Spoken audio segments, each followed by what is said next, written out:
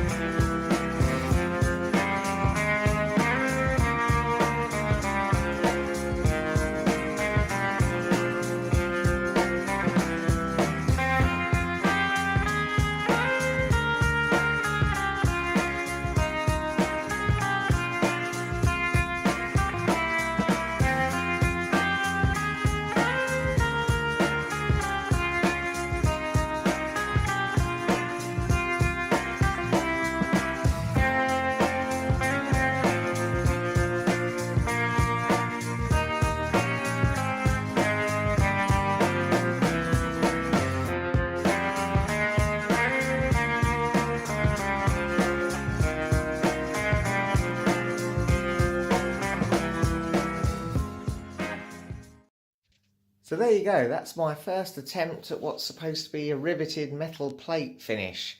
Another sort of popular thing to do. Let me know what you think.